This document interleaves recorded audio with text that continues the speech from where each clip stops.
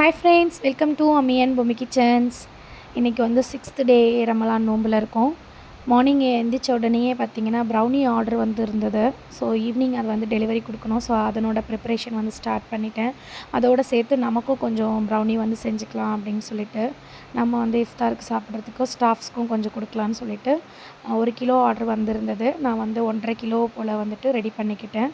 குட்டி குட்டி பீஸா வந்து போட்டு கொடுக்க சொல்லி கஸ்டமர் சொல்லியிருந்தாங்க.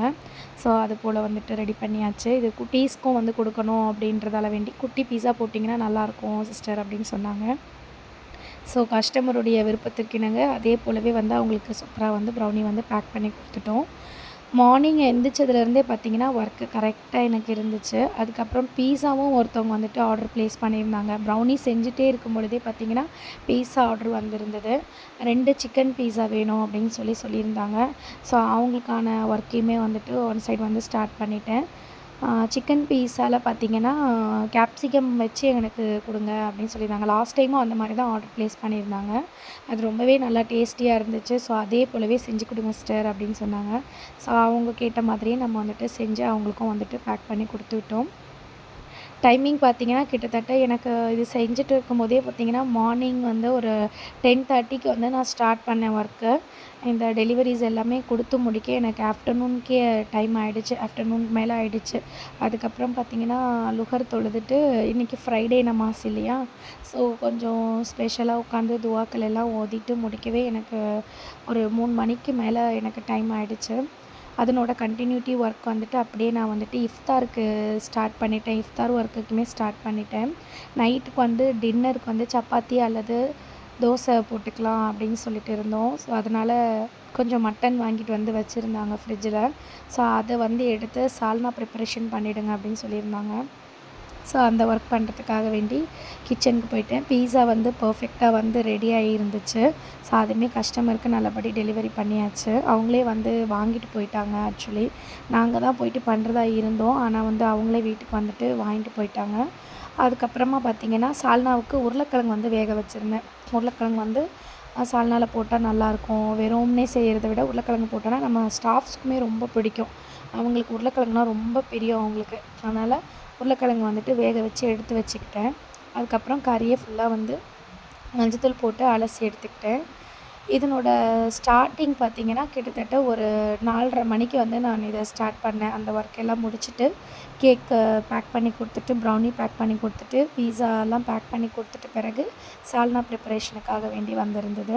ஏன் அப்படின்னா இஃப்தாருக்கு அப்புறமா வந்து ரொம்ப சோம்பலாகிடுது உடம்பு. அதுக்கப்புறம் ஒர்க் பண்ணுறது கொஞ்சம் கஷ்டமாயிடுது. அதுக்கப்புறம் 7:30க்கு வர கஸ்டமர் வேறு ஒருத்தவங்கள ஃபேஷியலுக்காக வேண்டி வர சொல்லியிருந்தேன். அதுக்கப்புறம் அது வேறு பண்ணணும். அது அவங்க முடிச்சுட்டு அவங்க கிளம்புறதுக்குள்ளே வேறு ஏதாவது கஸ்டமர் வந்தாங்கன்னா அதை அட்டெண்ட் பண்ண போயிடணும். அப்புறம் டின்னர் பண்ணுறதுக்கு ரொம்ப லேட் ஆகிடும். நம்ம பிஃபோராக பண்ணிடலாம் அப்படின்னு சொல்லிட்டு தான் நான் 4:30க்கே வந்துட்டு சால்னா ப்ரிப்பரேஷனை வந்து ஸ்டார்ட் பண்ணிவிட்டு வெங்காயம் தக்காளி எல்லாம் அரிஞ்சு அது போட்டு தாளிச்சிட்டு இருந்தேன்.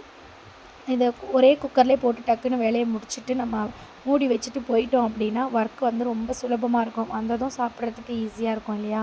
சப்பாத்தி மட்டும் சூடாக போட்டுட்டு சாப்பிட்டுக்கலாம் அப்படின்னு சொல்லிட்டு, இல்லை தோசை கேட்குறவங்களுக்கு தோசை, சப்பாத்தி சாப்பிட்றவங்க சப்பாத்தி அப்படின்ற மாதிரி நம்ம என்ன பண்ணாலும் பண்ணிக்கலாம். ஆனால் நமக்கு சால்னா ரெடியாக இருந்துச்சுன்னா கரெக்டாக இருக்கும் அப்படின்னு சொல்லிட்டு ஒர்க்கை வந்து ஸ்டார்ட் பண்ணி கடகடன்னு முடிக்க ஆரம்பித்தேன். இஞ்சி பூண்டு பேஸ்ட் போட்டு நல்லா வந்து வதக்கிட்டு, அதுக்கப்புறமா வந்துட்டு மசாலா எல்லாமே போட்டு வதக்க ஆரம்பித்தாச்சு. இது கூடவே பார்த்திங்கன்னா உருளைக்கிழங்கு நம்ம ஆட் பண்ணி செய்யும் பொழுது அதனோட மனமே சூப்பராக இருக்கும். இது கூட முருங்கைக்காய் போட்டோம்னா இன்னுமே நல்லாயிருக்கும். மட்டன் சால்னாவுக்கு பார்த்திங்கன்னா முருங்கைக்காய் ரொம்ப சூப்பராக இருக்கும். ஆனால் இன்றைக்கி என்னன்னு தெரியல, முருங்கைக்காய் கிடைக்கலையா, அதனால் வேண்டி உருளைக்கிழங்கு மட்டும் வாங்கிட்டு வந்துட்டாங்க. ஏன்னா சலூன்லேயும் ஒர்க் அதிகமாக இருக்கிறதால ஒரு கடைக்கு 2 கடை ஏறி இறங்க முடியல. அதனால் கிடச்சது என்னமோ அதை வாங்கிட்டு வந்துட்டேன் அப்படின்னு சொன்னாங்க. அது உருளைக்கிழங்கு ஸ்டாஃப்ஸ்க்கும் ரொம்ப பிடிக்கும் அப்படிங்கிறதால சரி ஓகே நம்ம அதுவே செஞ்சிடலாம் அப்படின்னு சொல்லிட்டு ஒர்க் வந்து ஸ்டார்ட் பண்ணி போயிட்டுருந்துச்சு. இதுக்கு நடுவில் ஒருத்தவங்க ப்ரௌனி எனக்கு அர்ஜென்ட்டாக தேவைப்படுது, ஒரு 7:30 மணி போல் எனக்கு டெலிவரி கிடைக்குமா சிஸ்டர் அப்படி கேட்டாங்க. இந்த ஒர்க் நான் பண்ணிகிட்டு இருக்கும்போதே மணி 5 மணி ஆகிடுச்சு. இதுக்கப்புறமா நான் ப்ரௌனி செஞ்சு 7:30 மணிக்கு அவங்களுக்கு டெலிவரி கொடுக்கணுன்னா வேலை முடியாது. ஏன்னா இது முடித்த உடனேயே நான் வந்து அடுத்தது எனக்கு வந்து நோன்பு திறக்கிறதுக்கான ஒர்க் இருக்குது. இஃப்தார் நோன்பு திறக்கணும், துவா ஓதணும், நிறைய வேலை இருக்குது. அதுக்கப்புறம் கஸ்டமர் வேறு ஒருத்தவங்கள வர சொல்லியாச்சு 7:30 மணிக்கு. அதனால் வேண்டி முடியாது சிஸ்டர், நாளைக்கு வேணால் கொடுக்கட்டுமா அப்படின்னு கேட்டிருந்தேன். என்னோடய சிரமத்தை அவங்க புரிஞ்சுக்கிட்டாங்க. இந்த மாதிரி கஸ்டமர்ஸ் கிடைக்கிறது ரொம்பவே வந்து பெரிய ஒரு பாக்கியம்னு தான் சொல்லணும். ஒரு சிலர் வந்து ஒரு மாதிரி கோவப்பட்டுருவாங்கல்ல, நம்ம கேட்கும்போது இவங்க கொடுக்கலையே அப்படின்னு சொல்லிட்டு. ஆனால் எனக்கு கிடைச்ச கஸ்டமர் லக்கு உண்மையிலேயே. அவங்க உடனே என்னோடய சிரமத்தை புரிஞ்சுட்டு, ஓகே சிஸ்டர் ஒன்றும் பிரச்சனை இல்லை, நாளைக்கே நாங்கள் வாங்கிக்கிறோம், நான் பசங்கக்கிட்ட சொல்லிடுறேன் நாளைக்கு வாங்கிக்கலான்னு சொல்லிட்டு. ஸ்கூலுமே நாளைக்கு லீவுங்கிறதால நல்லாவே இருக்கும். எனக்கு வந்து ஒரு 1.5 கிலோவில் எனக்கு ப்ரௌனி வேணும் அப்படின்னு கேட்டிருந்தாங்க. ஓகே சிஸ்டர், கண்டிப்பாக நான் செஞ்சிடுறேன்.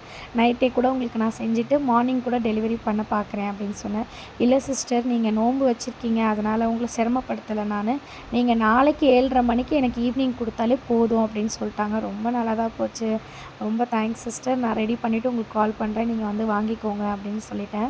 ஸோ அதுக்கான ஒர்க்கும் வந்துட்டு நான் மார்னிங் எழுந்திரிச்சதுமே வந்து ஸ்டார்ட் பண்ணிடுவேன். அதுபோல் கஸ்டமர்ஸ் வந்து நமக்கு கிடச்சது ரொம்ப நல்ல விஷயம் அப்படின்னு நானே மனசுக்குள்ளே நினச்சிக்கிட்டு இருந்தேன். சிலர் வந்து கேன்சல் பண்ணிடுவாங்க இல்லையா ஆர்டர்ஸை. ஆனால் வந்து நமக்கு கிடச்ச கஸ்டமர் வந்து இவ்வளோ இதுவாக இருக்காங்களே அப்படின்னு சொல்லிட்டு நினச்சது. ஓகே அப்படின்னு சொல்லிட்டாங்க. இஞ்சி பூண்டு பேஸ்ட்டு போட்டாச்சு. அதுக்கப்புறம் வந்துட்டு கிரேவிக்கான ப்ரிப்பரேஷன் முடிஞ்ச உடனேயே நம்ம வந்துட்டு இதில் வந்து தேங்காய் அரைச்சி ஊற்றணும் இல்லையா. ஸோ அதுக்காக வேண்டி தேங்காவை நறுக்கிறதுக்கு நம்ம ஸ்டார்ட் பண்ணணும். இது வந்து ஃபஸ்ட்டு இஞ்சி பூண்டு பேஸ்ட்டை போட்டுட்டு ஒரு விசில் நம்ம விட்டுட்டோம் அப்படின்னா கொஞ்சம் நல்லா குக்காகி இருக்கும். அந்த மட்டன் வந்து நல்லா இந்த காரம் எல்லாம் பிடிச்சி நல்லா சூப்பராக இருக்கும். அதுக்கப்புறமா ஓப்பன் பண்ணிவிட்டு நம்ம வந்து தேங்காய் பேஸ்ட்டை வந்துட்டு இதில் சேர்த்துக்கலாம் அப்படின்னு சொல்லிட்டு ஃபஸ்ட்டு கிரேவி மட்டும் வந்து ரெடி பண்ணிக்கிட்டேன் நான். எங்கள் வீட்டில் ஸ்பெஷல் கிரேவி எப்போயுமே இப்படி தான் வந்து ரெடி பண்ணுவோம். இஞ்சி பூண்டு பேஸ்ட்டு, கரம் மசாலா, மட்டன் மசாலா, அதுக்கப்புறம் வந்து தனி மிளகாய்த்தூள், குழம்பு மிளகாய்த்தூள், ஃபைனலாக வந்துட்டு சாம்பார் பொடி. இது தான் வந்து எப்போயுமே ஆஸ் யூஷுவல் யூஸ் பண்ணுறது. அது தவிர்த்து ஸ்பெஷலாக பண்ணணும் அப்படின்னா பெப்பர் ஆட் பண்ணுறது. அதுக்கப்புறம் வந்து பூண்டு வந்து நச்சு வந்து வதக்கி எண்ணெயில் வதக்கி சேர்த்தோம்னா லாஸ்ட்டில் எல்லாம் ரெடி ஆகிட்டோன்னே பூண்டு மட்டும் தனியாக நச்சு எண்ணெயில் நல்லா கொஞ்சம் வதக்கி அந்த சூடோடு நம்ம அதை சேர்த்தோம்னா அதனோட வாசமே வந்து இன்னும் சூப்பராக இருக்கும்.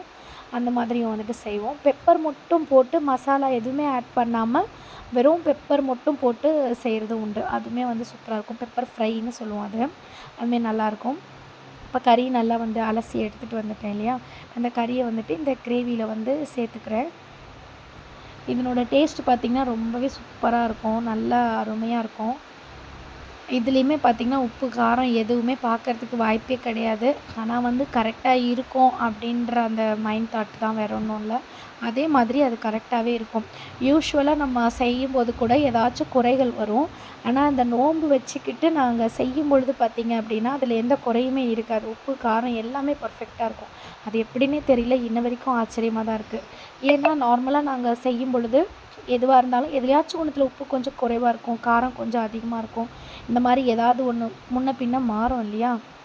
ஆனால் இந்த ரமலான் டைமில் நோன்புக்கு சகருக்கு நாங்கள் வந்து எந்திரிச்சு செய்யும் பொழுதும் சரி, இஃப்தாருக்கு செய்யும்போதும் சரி, பர்ஃபெக்டாக இருக்குது. நம்ம டேஸ்ட் பண்ணவே வேண்டாம், அந்த அளவுக்கு நல்லா பர்ஃபெக்டாக இருக்குது. சகருக்கு கூட நம்ம டேஸ்ட் பண்ணிடுவோம்னு வச்சுக்கோங்களேன். நைட் டைம் செய்கிறது, அதனால் வேண்டி சகருக்கு சாப்பிட்டுக்கலாம், பிரச்சனை கிடையாது. இஃப்தார் டைமுக்கு வந்து டஃப்பு கொடுக்கும்.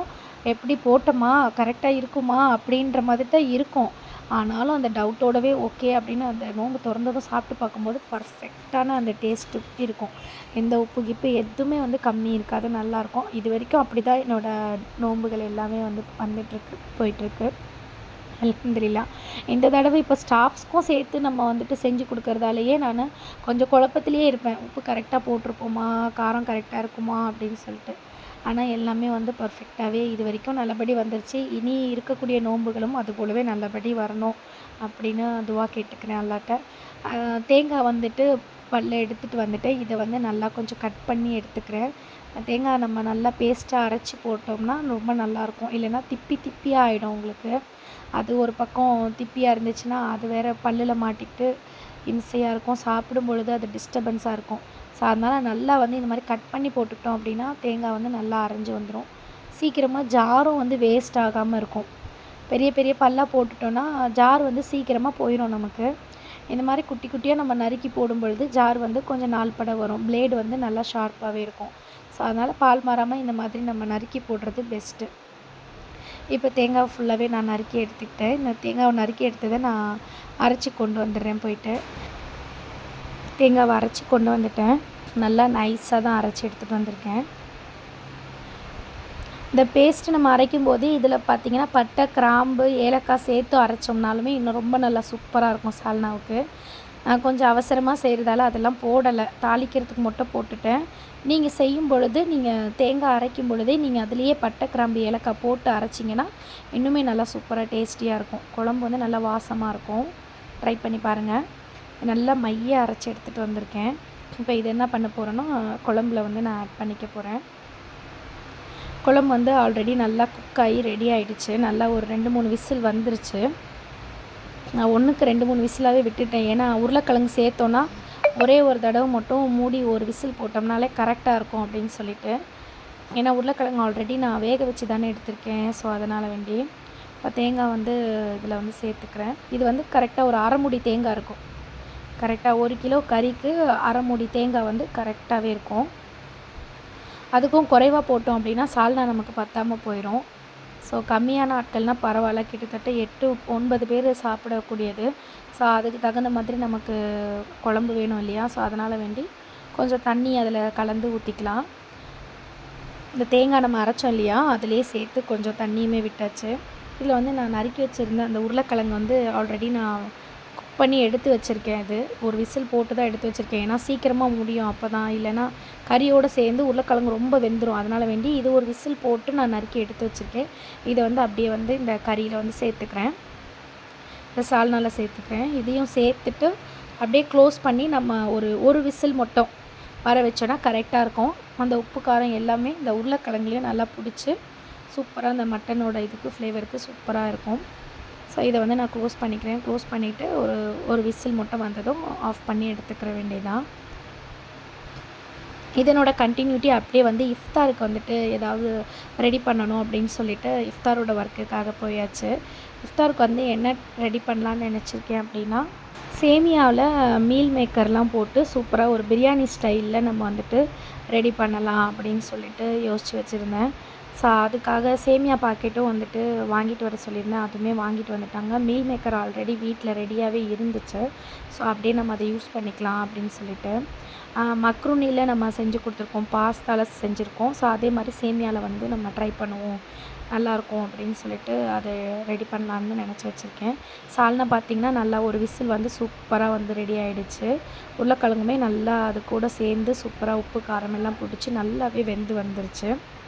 சால்னா வந்து ஒரு வழியாக ரெடி பண்ணியாச்சு. இதை எடுத்துகிட்டு நம்ம இஃப்தாருக்கு தேவையான ரெசிபி வந்து செய்ய ஸ்டார்ட் பண்ண வேண்டியது தான் இதனோட கண்டினியூட்டி.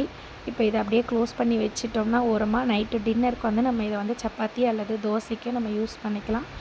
ஸ்டாஃப்க்கும் வந்து பேக் பண்ணி கொடுத்துட்டோன்னா அவங்களுக்கும் சகருக்கு வந்து சப்பாத்தி யூஸ் பண்ணிக்கிடுவாங்க போட்டு. அவங்க வீட்லேயே வந்து சப்பாத்தி வந்து போட்டுக்கிடுவாங்க. இந்த சால்னா மட்டும் நம்ம பேக் பண்ணி கொடுத்துட்டா போதும். ஸோ அதனால் வேண்டி இதை எடுத்து வச்சாச்சு.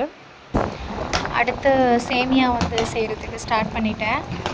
மக்ருனி வந்து ஆல்ரெடி வந்து நம்ம செஞ்சுட்டோம் அப்படின்னு சொல்லிட்டு சேமியாலேயே செய்யலாம் அப்படின்னு சொல்லிட்டு மீல் மேக்கர் வந்து ஆல்ரெடி ஊற வச்சு போட்டுருந்தேன். அப்புறம் சேமியா பாக்கெட் வந்து ஒரு 3 பாக்கெட் கூட வந்து சேர்த்துக்கிட்டேன். அப்போ தான் வந்துட்டு கரெக்டாக இருக்கும். அதிகமாக இருந்தால் தான் ஸ்டாஃப்ஸ்க்கு கொடுக்க முடியும்னு சொல்லிட்டேன். ஸோ அது நல்லா கொதித்து வந்த உடனேயே இஞ்சி பூண்டு பேஸ்ட்டு அது எல்லாமே போட்டு வெங்காயம் தக்காளி எல்லாம் போட்டு ரெடி பண்ணி நல்லா கொதித்து வந்ததும் சேமியா பாக்கெட்டை ஃபுல்லாக அதில் வந்து எடுத்து போட்டுட்டேன். இதில் வந்து பார்த்திங்கன்னா செஞ்ச உடனேயே சாப்பிடும் பொழுது கொஞ்சம் கொலன்னு தான் இருக்கிற மாதிரி தெரியும். அதுக்கு கொஞ்சம் நேரம் கழித்து சாப்பிடும்போது நல்லா உதிரி உதிரியாக இருக்கும். சேமியா பொறுத்த வரைக்கும் அப்படி தான். செஞ்ச உடனே சாப்பிட்டோம்னா கொஞ்சம் குழஞ்ச மாதிரி தெரியும். அதுக்கப்புறமா நல்லா உதிரி உதிரியாக இருக்கும். ஸோ இதை நான் செஞ்சு முன்னாடியே வச்சுட்டேன். ஒரு 6 மணிக்கே வந்து ரெடி ஆகிடுச்சு. அப்புறம் வந்துட்டு நோன்பு திறக்கிறதுக்கு கரெக்டாக ஒரு 6:15 மணிக்கு நான் கொண்டு போய் வைக்கும்போது நல்லாவே உதிரி உதிரியாக சூப்பராகவே இருந்துச்சு. நோன்பு திறக்கிற டைம் வந்துருச்சு. ஸ்டாஃப்ஸ்க்குமே வந்து போட்டு கொடுத்தாச்சு. நாங்களுமே வச்சு உட்காந்துட்டோம். நோன்பு திறக்க துவாக்கள் ஓத ஆரம்பிச்சிட்டோம். அல்ஹம்துலில்லாஹ்னு இந்த 6வது நோம்புமே வந்து முடிஞ்சிச்சு. இனி வர நோன்புகளையும் இதே போல் வச்சு முடிக்கணும். இன்ஷா அல்லாஹ் இவ்வளோ நேரம் வந்துட்டு நம்மளோட வீடியோவை பொறுமையாக வாட்ச் பண்ண எல்லாருக்கும் ரொம்ப நன்றி சொல்லிக்கிறேன். அடுத்த ஒரு வீடியோவில் நான் உங்களே சந்திக்கிறேன். பாய்.